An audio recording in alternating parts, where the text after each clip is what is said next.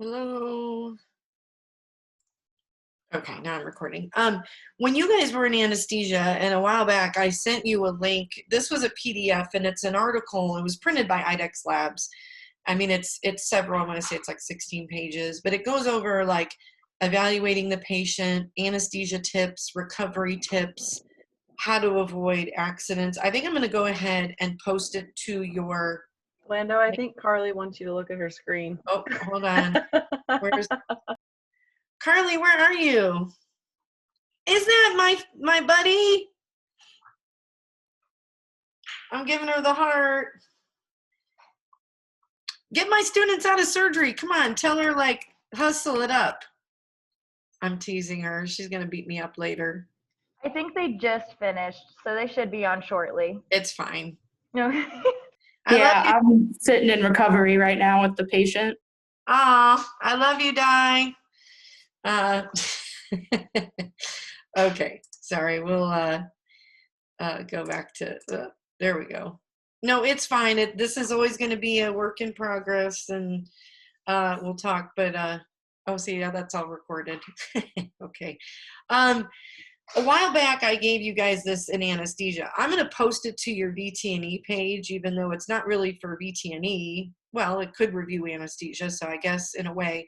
But it may have some tips to kind of review. When you go through this, the first part of this handout or this packet is evaluating a pre-anesthetic patient. And this figure here is like a nice little flow chart of like the weight, you know, what the temperatures mean. And if you go to the next page, it gives this whole breakdown of the lab values, like your BUN and creatinine, what your CBC values mean, calcium. Now, this will be good review when we talk about lab for VTNE, but I thought it would also pertain to anesthesia right now for surgery. So I'm going to put this on your VTNE page, a link, just in case it got lost in your anesthesia stuff.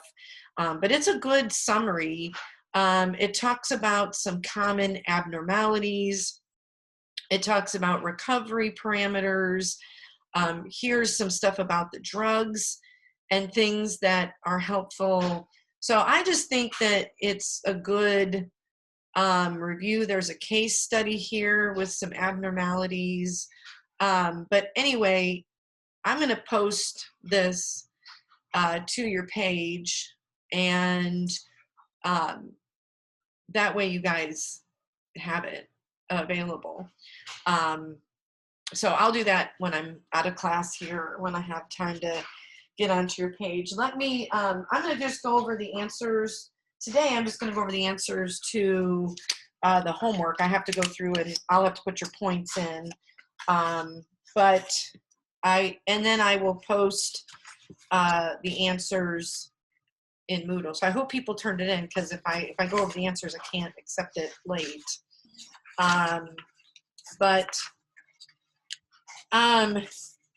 So I'm just going to go over this now. Pop in if you have any questions. But the first question was, what is the website you'll need to go to in order to have your questions about the VTNE answered? And that is simply the AAVSB. That's the site for the national exam. And that has really all the questions about the national exam itself.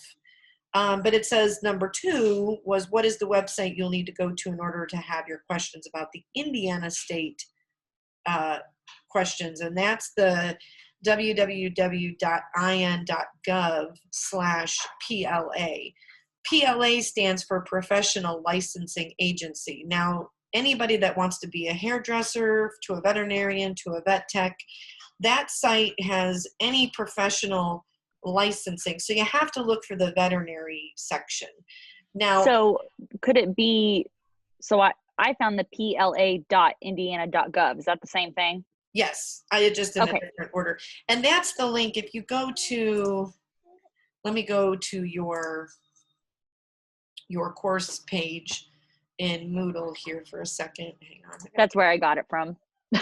Yeah, I mean, theoretically, I should have waited. I mean, I just posted those links, and now you'll have them on there forever, and you can make sure you can find the information. But if I go to your class page here, it's this now this link right here is the PDF of the whole like summary of what you do. But if you go to the INPLA, that's the whole, it has all those other links on it.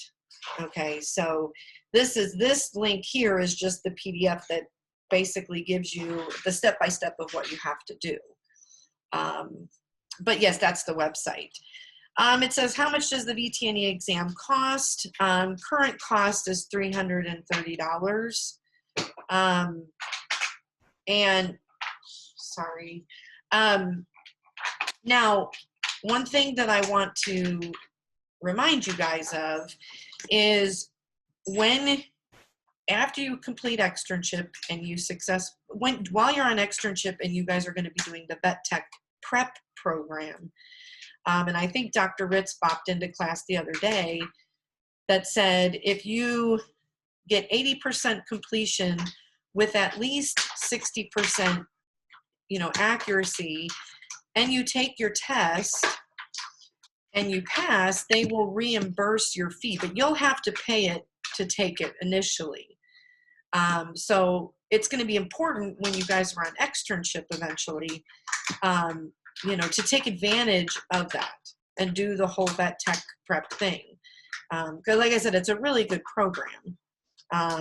But that's what you have to pay up front, and then you can potentially get it reimbursed and again, when we're almost done with this class, like around week 8 before externship, either me or Dr. Ritz or somebody will go through the vet tech prep program with you and how to do it and what we expect. So that'll come later.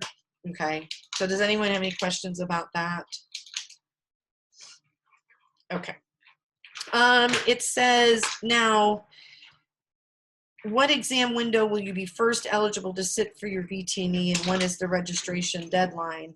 For you guys being November students, there's July 15th to August 15th, and I'm going to double check these windows. Did you find it something different?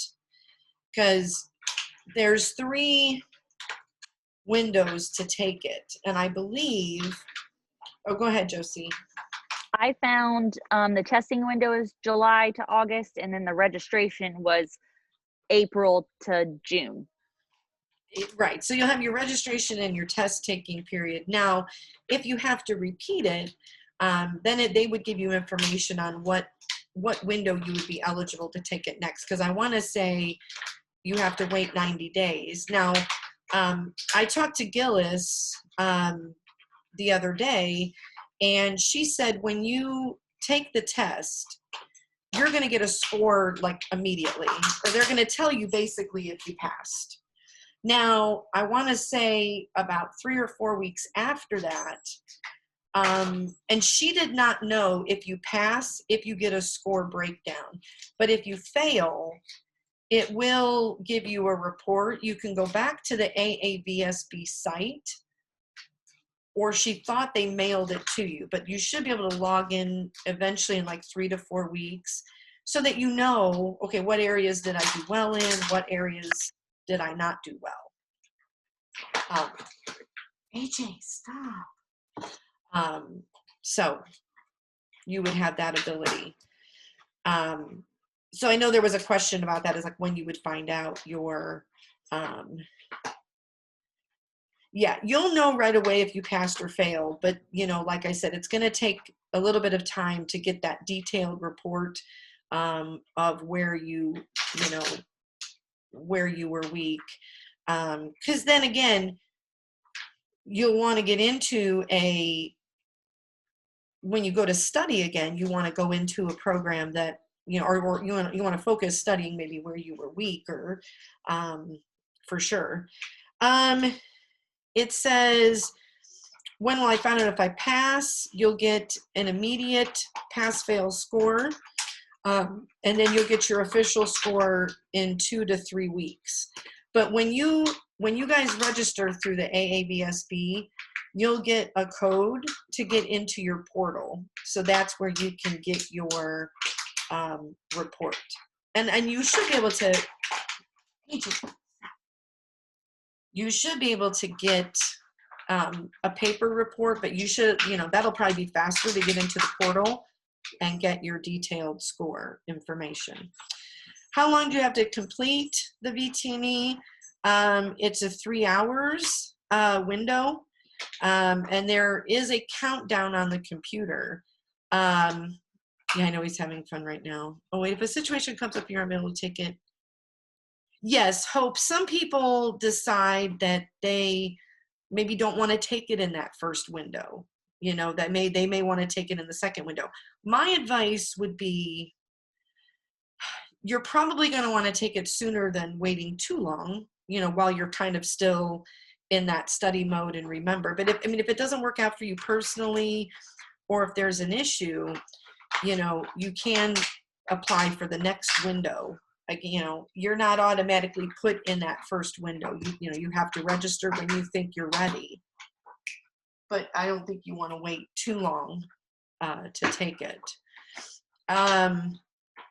But yeah, the other thing I want to mention to you guys, I was looking at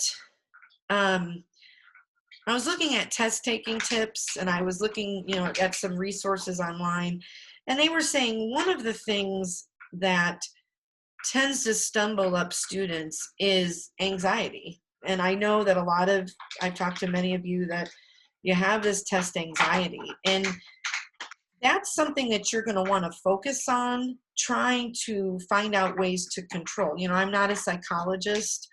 I try to give you guys tips like take a deep breath. You can't let yourself, you know, count to 10, skip to another section. I think you can go, from what I've read, is you can go through it and maybe you answer, you know, one of the tips was like, answer everything you know, like you feel like you know it. Now go back and answer the ones you think you have a pretty good idea of. Because they said it's impossible for you to know every single answer to these questions. I mean, it's just, you know, it's going to be almost impossible. So you're going to have to learn to make, you know, your best guess or try to narrow it down. And that's some of the things we're going to practice when we do these practice tests, is like, what do I know in this question? Are there clues? You know, I'm big on word clues, anatomy clues, and then see if you can figure out your best answer. But you're going to have to find a way. Even, you know, when I read this and it says there's a timer, I'm kind of like, okay, I don't want that to stress, you know, you out, that, you know, it's counting you down, but that is just a fact. Yeah, if I go back and second guess myself, you know, what pains me the most, Brittany, is when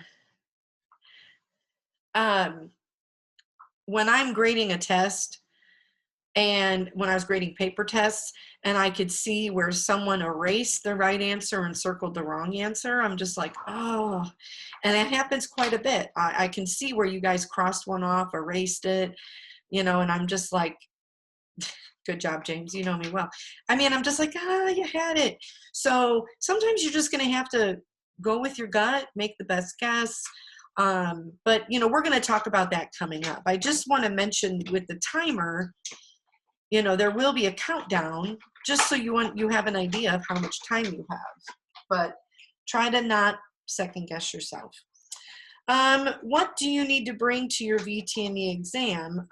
You know, it has to be a government ID, like a driver's license. It can be a military or like a passport, but everyone probably has a driver's license.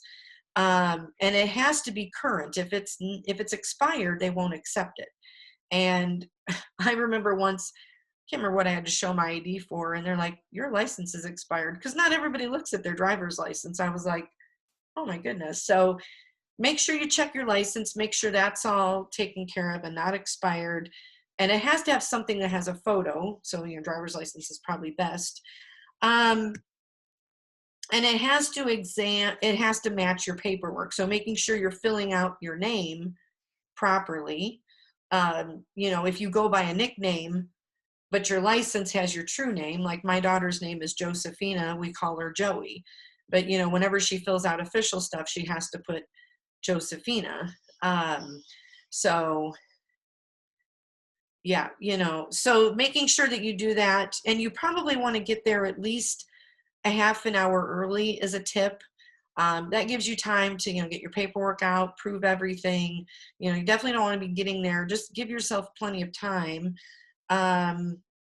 They do say they will give you a locker for personal items. So I think the only thing you can bring in with you is going to be like maybe a pencil. I think you can ask for scratch paper because sometimes people prefer to write on paper, but you can't have headphones. They said, and Gillis left me a note, you can have earplugs if you feel like you want to like put things out. If your name changes, I will find out about the calculator. They may provide one, Brittany. So it may just be that they don't want you to, oh, they give you a pencil and calculator. Okay. I was going to say, I think they usually would just provide that. When I took my pharmacy one, which was like 4 years ago, they gave me pencil. It had to be their pencil. It had to be their paper. And I'm 99.9% sure that they gave me a calculator. I don't think they let me use my own. Like, I'm pretty sure I brought one, but they were like, no, it has to be ours. And I'll look into that too. Nicole, if your name changes after we're registered and we are out in practice, I think you would probably just have to maybe submit proof of your name change. You also have to, sorry, I did this before with the pharmacy one. I got married after I got my license. No, I changed my name after I got my license. You have to go back there, like on the website, the PLA.gov or whatever. It has a thing that says renew or update and change your name. And then you had to give, you have to like send in a certified copy of your marriage certificate, and then they'll approve or deny it, quote unquote, and then they'll send you a new license. It'll be the same number and everything. I think it was like $10. Okay. It's been a hot minute. This was like 5 years ago, but I think it was like $10, and it's basically just to pay for the paper.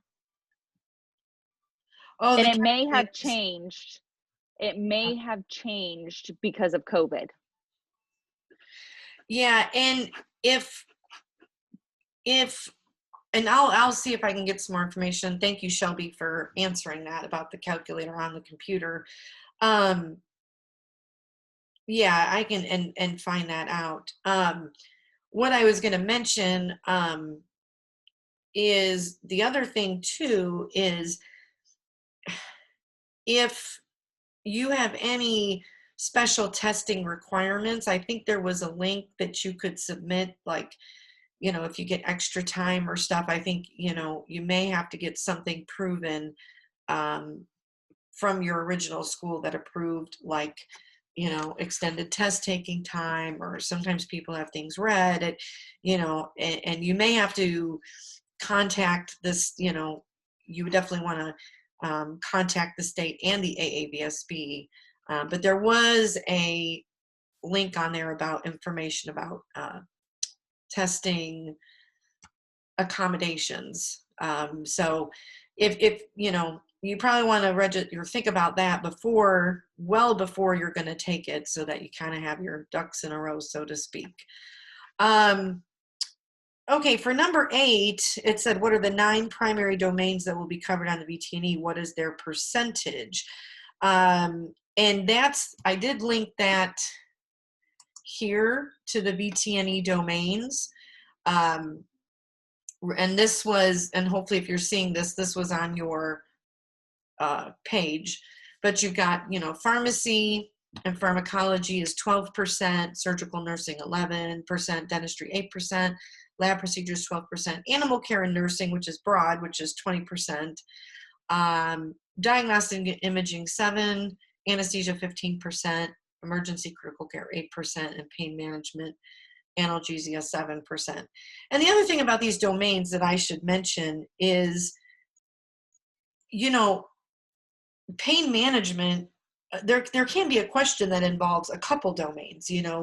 It can link from something about anesthesia and pain management, or something that has to do with, lab procedures and anesthesia. And, obviously animal care and nursing is really assessing the patient and assessing, is this, normal physiology? Is this a normal reaction related to procedures and diseases? It's like if they're in your hospital getting nursing care, that can apply to a lot of things. I think that's why that domain is a bigger percentage, because it can cover a lot of different topics. But, one thing that I've tried to do in my classes with you is, when I talk about acepromazine, I talk about the drug, I talk about the side effects, and then what if you have a patient that has these side effects? Because then you have to take care of them, whether those are instructions to a client on the phone or you have the animal in front of you. And that's part of that domain. It's like, how do I take care of my patient? Well, obviously, you have to be able to link information about a side effect affecting your patient, and then what do I do about it? I just started lecturing in anesthesia today, and we were talking about acepromazine, and I was talking about the side effects, and I'm like, well, it's not reversible, so what do? You can only support the side effects.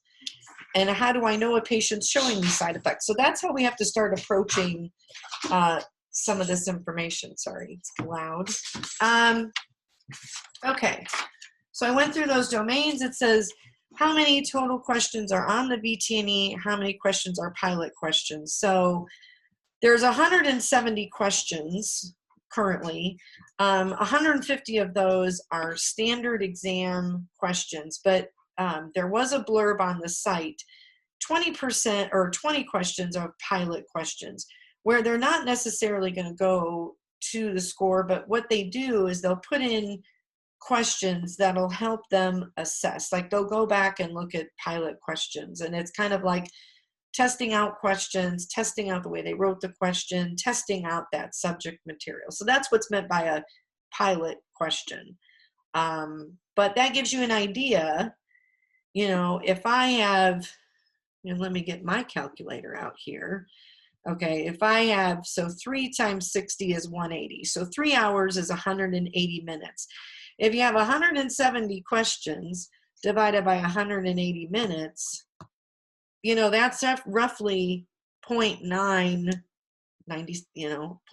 minutes. It's almost a minute a question. Now, if you think about that, I don't want that to stress you out, because there should be some questions that you'll know, and it's not going to take you a full minute. So, that's kind of a rough estimate of how much time you have on a question.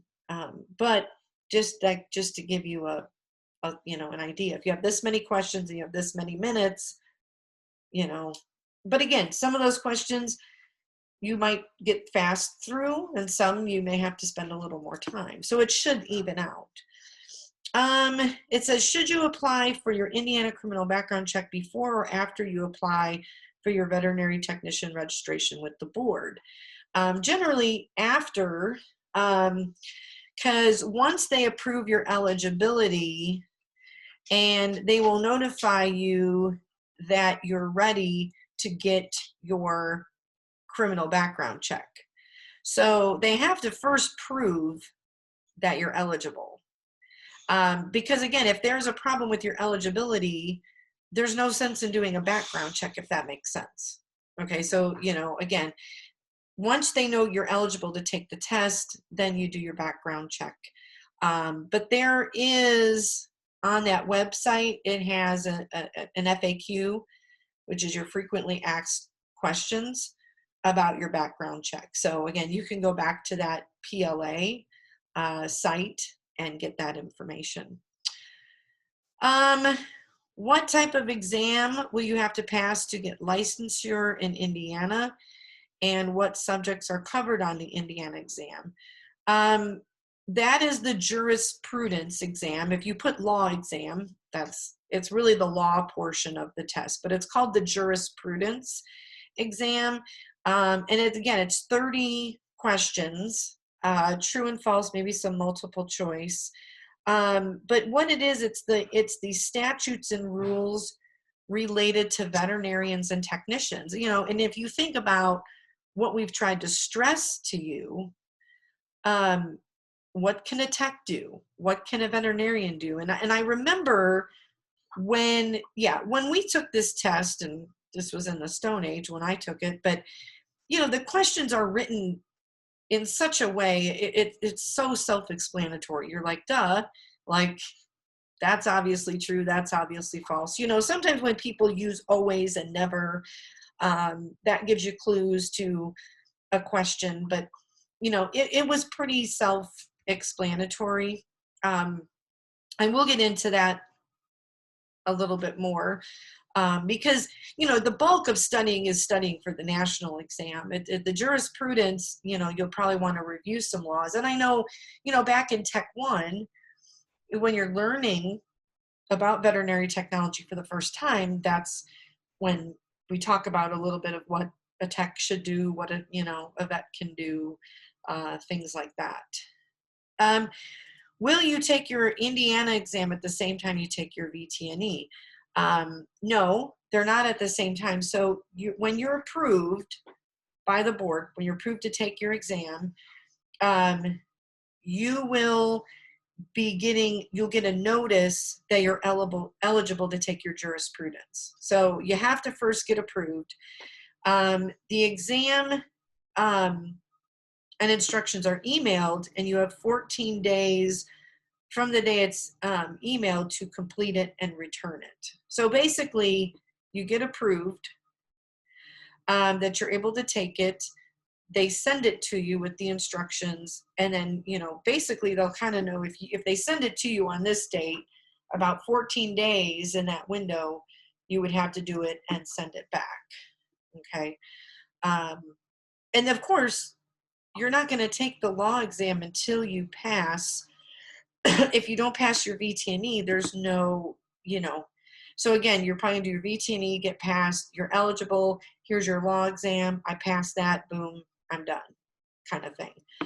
And again, sorry, this is redundant. How many questions are on the Indiana exam? 30 questions, and it's related to it's basic veterinary technician laws, what a vet can do, a tech can do, but it's more pertaining to the state. But it's not like, oh, in Colorado you can suture and here you can't. I mean, there's basic rules that kind of govern the profession, but it is based on really in Indiana. And Indiana is a little bit stricter on vet tech as a profession and what you can do. So I can post these answers, but I did want to go over that, and probably instead of doing a separate quiz over this, because it's kind of very minimal, there'll probably just be a few questions about this added to our first test, rather than just give a very tiny. I might, if I can put it in and do a short little practice quiz about this, I might do that. But as of right now, I'll probably just add some of this to our first domain, which I'm still kind of looking at what I want to start with, as far as parasites, vaccines, lab work, stuff like that. So are there any questions about this sheet or about the websites?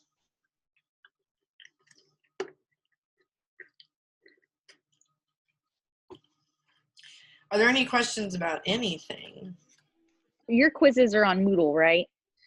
I'm gonna try and do Moodle. I'm kind of playing with, that's my homework this weekend. Because all my tests are, well, I've not done this class yet, but my stuff is through Teacheries. I'm probably gonna try to do Moodle for the grade book.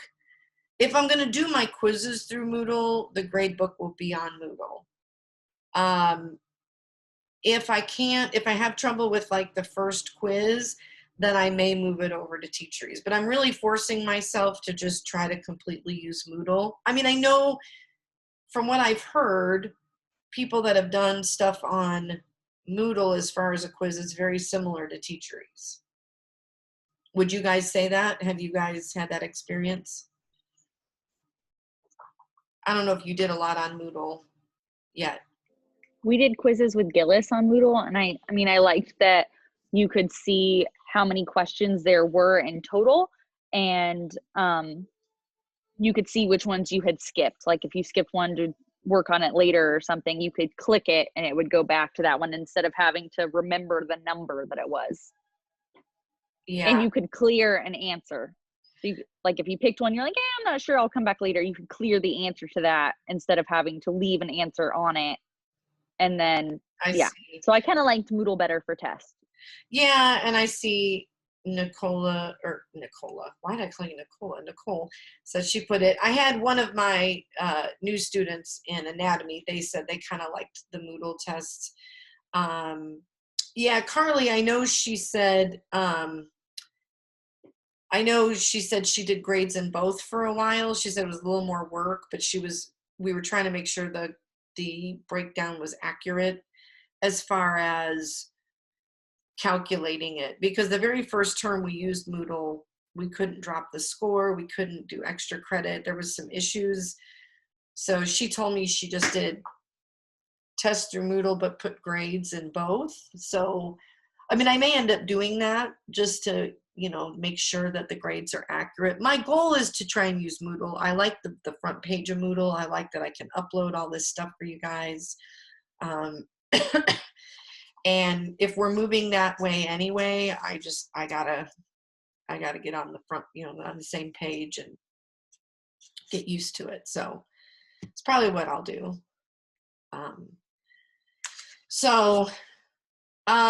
Probably what I want to do also tomorrow before we actually start in a domain was like bring up some examples of questions. And kind of go through some of the questions with you guys, like types of questions, and, you know, just to get a feel and read through a question and, you know, maybe some tips. So I think that's probably what we'll do tomorrow.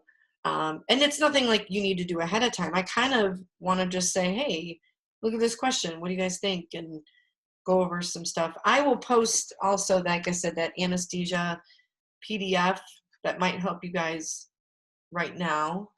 Hopefully stuff is making sense and, you know, anesthesia is starting to make sense. So, okay.